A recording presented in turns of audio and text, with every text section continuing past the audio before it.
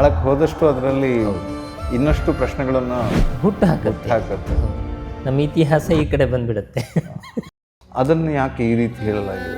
ಜನರಿಗೆ ಅರ್ಥ ಆಗ್ಬೇಕಲ್ಲ. ಬಟ್ ಅವ್ರಿಗೆ ಅರ್ಥ ಆಗಿರೋದೇ ಬೇರೆ. ಕಾಮ ಅನ್ನೋದು ಒಂದು ಸತಿ ಅದು ಅರ್ಥ ಆಗಿರೋದೇ ಬೇರೆ. ಅರ್ಥ ಆಗಿರೋದು ಬೇರೆ. ಯಾರೂ ಆರ್ಯರು ಹೊರಗಿನ ಬಂದವರಲ್ಲ, ಇಲ್ಲಿಂದ ಹೊರಗೆ ಹೋದವರು ವಾಪಸ್ ಬಂದಿದ್ರು ಅಷ್ಟೇ.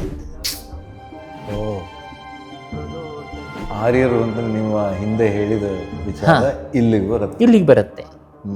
ದಾಖಲೆ ನಿಮಗೆ ಸಭಾಪರ್ವದಲ್ಲಿ ನೀವು ಮಹಾಭಾರತದಲ್ಲಿ ಅಂತ ಹೇಳಿದ್ರಿ. ಬಟ್ ಹೌದು, ಮಹಾಭಾರತ ಸಭಾಪರ್ವದಲ್ಲಿ ನೀವು ನೋಡಿದ್ರೆ ತೀರಾ ಇತ್ತೀಚಿನ ತನಕ ಮಹಾಭಾರತವು ಕೂಡ ಲಿಖಿತ ರೂಪದಲ್ಲಿ ಇರಲಿಲ್ಲ, ಅದಕ್ಕೊಂದು ಅಫಿಷಿಯಲ್ ಇದ್ದಿರಲಿಲ್ಲ ಅನ್ನೋದು ಕೂಡ ಹೌದು. ಮಹಾಭಾರತ ಒಂದು ಕಥೆ ಓದ್ಕೊಳ್ಳೋದು ಬೇರೆ, ಅದರ ಒಳಗೆ ಹೋಗಿ ನೀವು ಪ್ರತಿಯೊಂದನ್ನು ಹುಡುಕೋದು ಬೇರೆ. ಹಾಗೆ ಭಾರತದಲ್ಲಿ ಇತಿಹಾಸವನ್ನ ಕಾಪಿಡುವಂತಹ ಕಲ್ಪನೆ ಇತ್ತು. ಹೌದು, ತುಂಬ ಇತ್ತು. ಬಟ್ ಅದರ ರೀತಿ ಬೇರೆ ಇತ್ತು. ಹೌದು.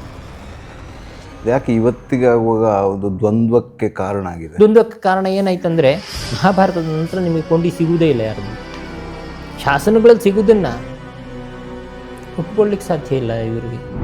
ಅಂದರೆ ಎಲ್ಲಿ ಸ್ಟಕ್ ಆಗಿದ್ದೀವಿ ನಾವು?